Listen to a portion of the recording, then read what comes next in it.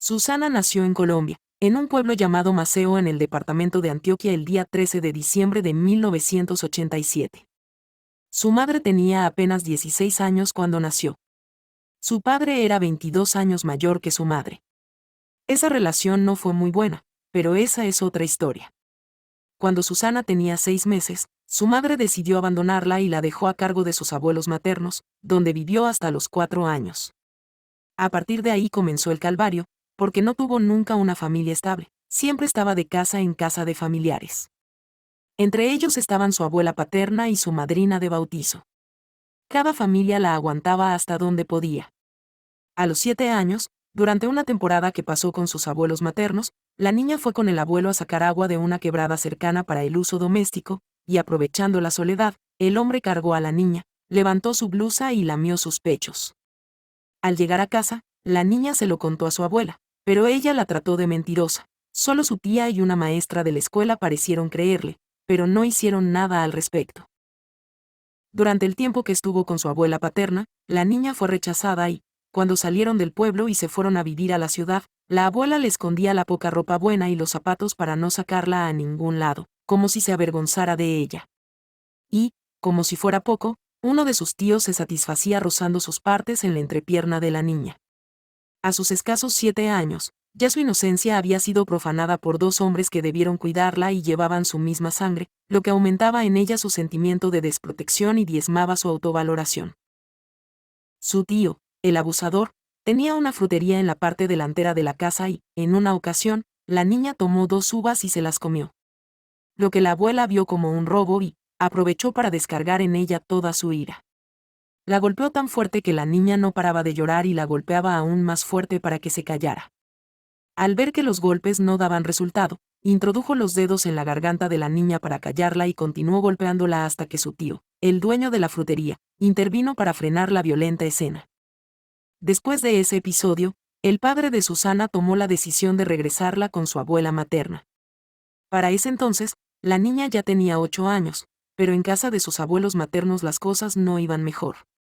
Era víctima de malos tratos, regaños y humillaciones constantes por parte de tíos, tías y familiares cercanos. La niña se sentía más una arrimada que un miembro de la familia. No había para ella muestras de cariño y se sentía sola.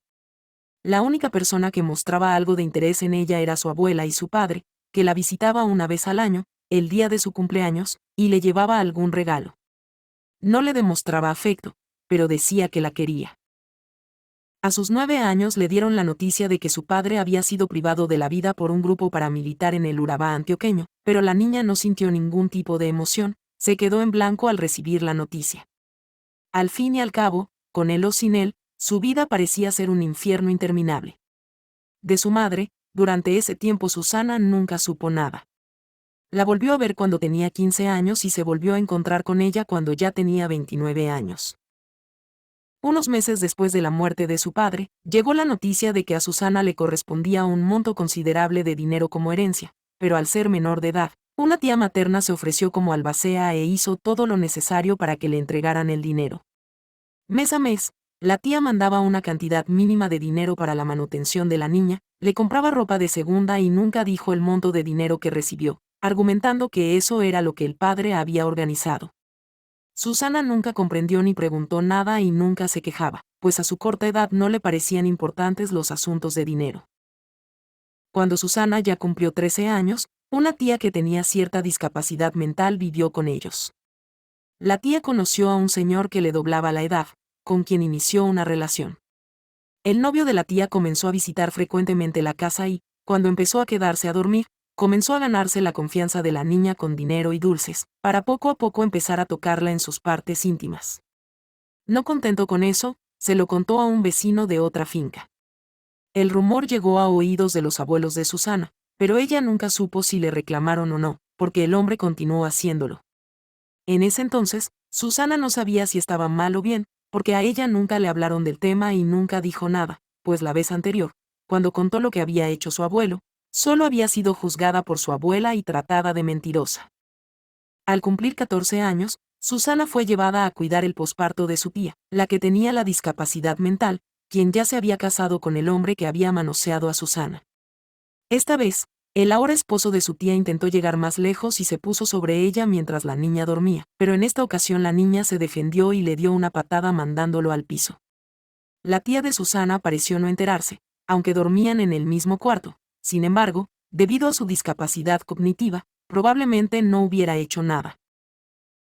Respecto a la herencia que dejó su padre, la niña hizo un reclamo en una oportunidad, pues le pidió a su abuela para un desodorante y ella le dijo que no había dinero. Susana, molesta, le dijo: siempre es lo mismo. Su abuela se puso a llorar. Ella no volvió a tocar el tema.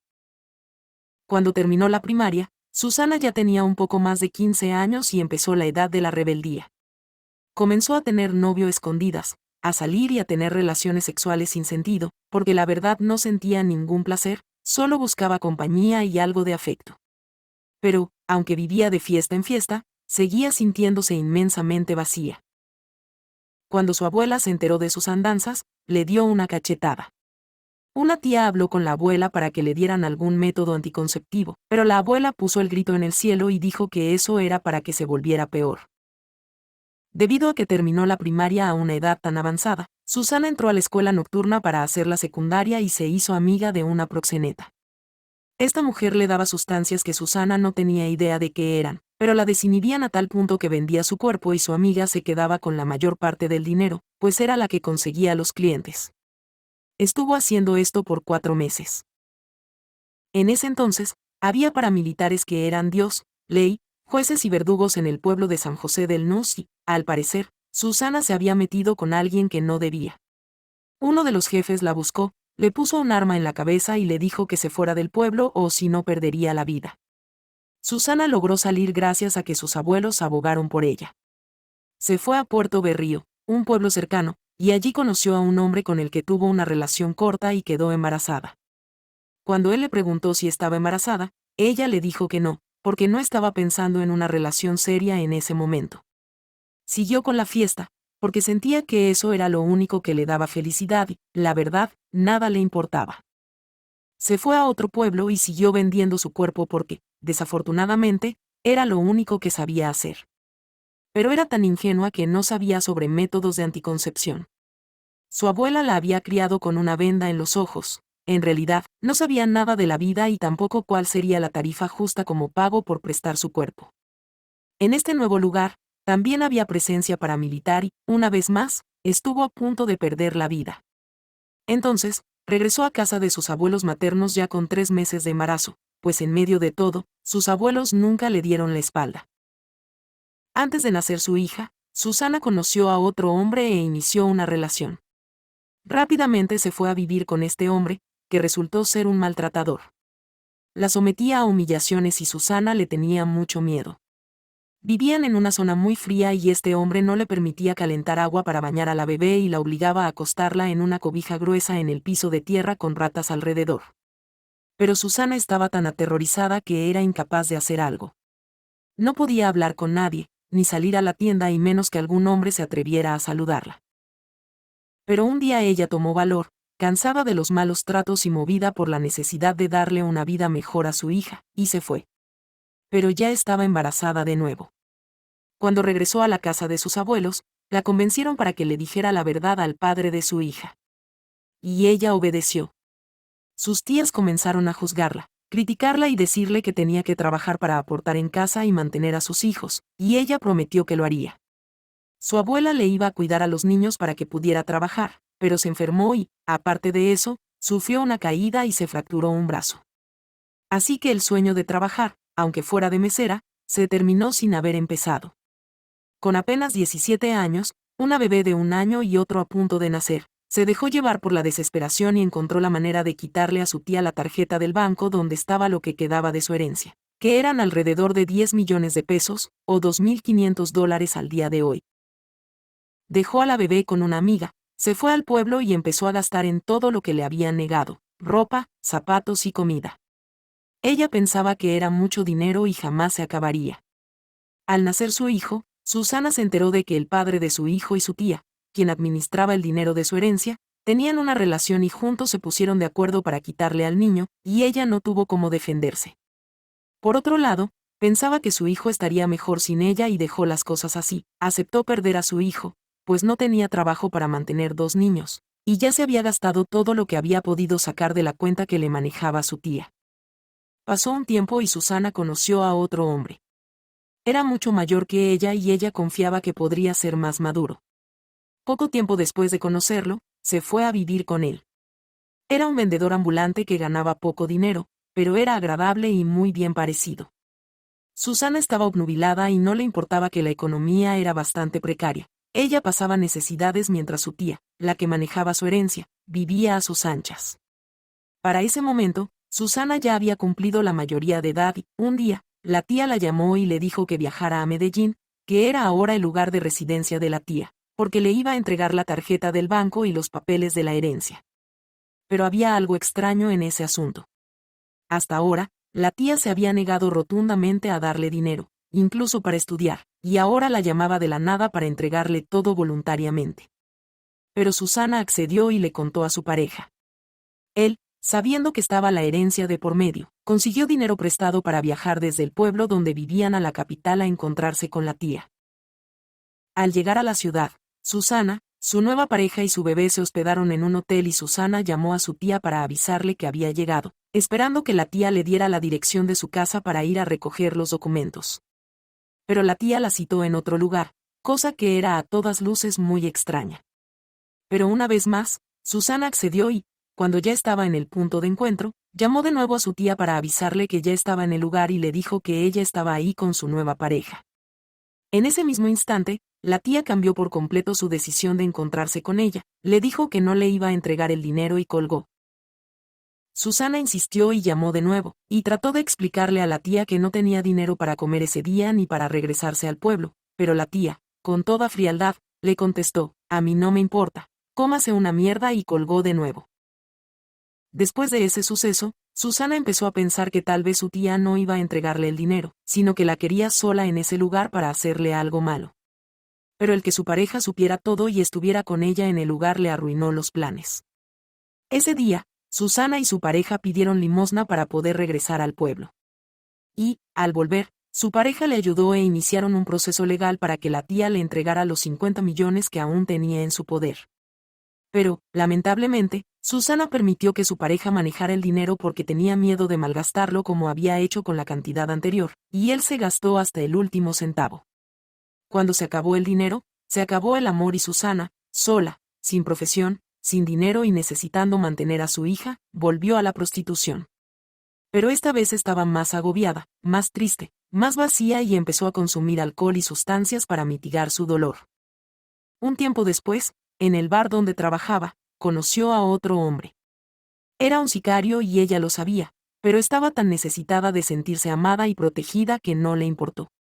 Una vez más confió y este hombre le propuso dejar a su hija al cuidado de la mamá de él, quien cuidaba a 6 nietos más.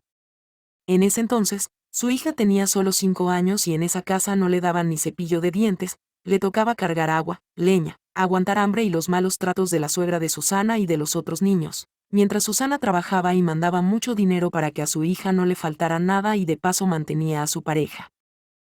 Abusaban de su necesidad de afecto de la peor forma, sacándole todo el dinero que podían. Un tiempo después de estar juntos, su pareja se fue al ejército a hacer curso como soldado profesional y Susana se fue a vivir con su suegra.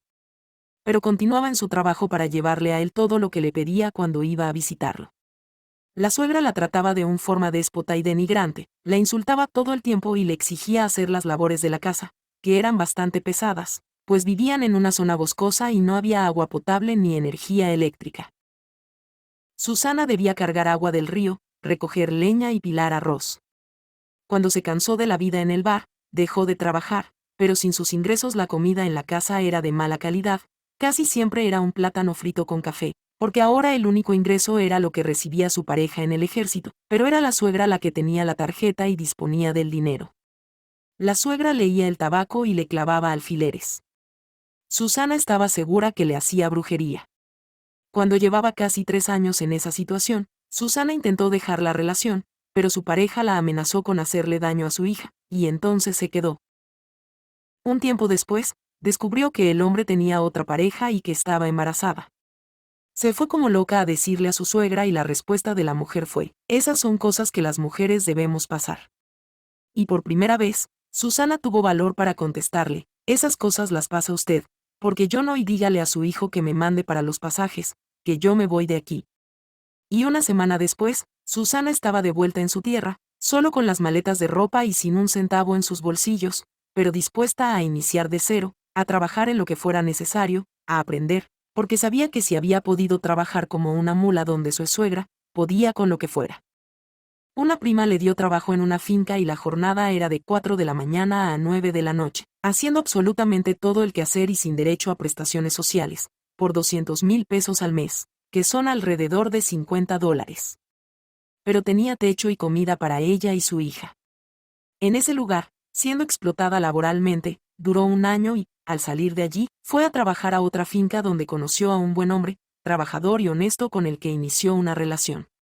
Pero su patrón estaba interesado en ella y, al ver que la relación con el trabajador se estaba poniendo seria, la despidió. Unas semanas después, el trabajador y ella se fueron a vivir juntos. Susana, por fin, había encontrado a alguien que la amaba y la respetaba, pero primero debió respetarse a sí misma para que alguien más pudiera ver su valor.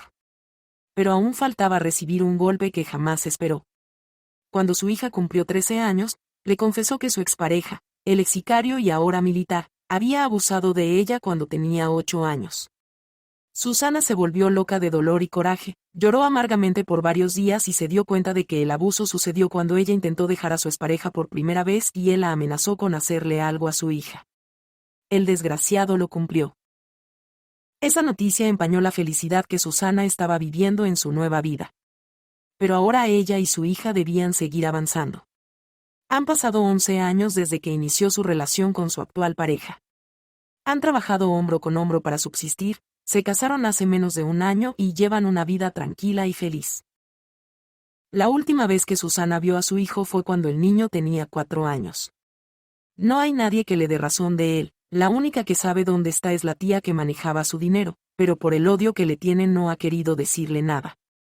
Ella está pagando las consecuencias de sus malos actos. Está muy enferma de la columna y tiene una enfermedad coronaria. De un soldado profesional solo se sabe que está en un hospital psiquiátrico, se arranca las uñas y no reconoce a nadie porque perdió lo único que amaba, su mujer y su hija.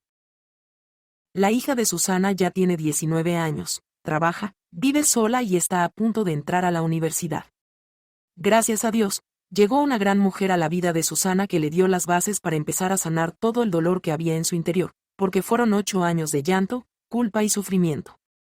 Los recuerdos y el trauma eran tan grandes que incluso pasaba tiempo hablando sola. Aún hay cosas por sanar, pero está decidida a liberarse y ahí está su esposo a su lado, dándole todo el apoyo necesario y la fuerza para continuar. Se ha convertido en una mujer más segura, capaz de expresar lo que le gusta y lo que no, ha aprendido a poner límites, pero, sobre todo, ha aprendido a amarse con tanta pasión que se prometió jamás volver a perderse a sí misma.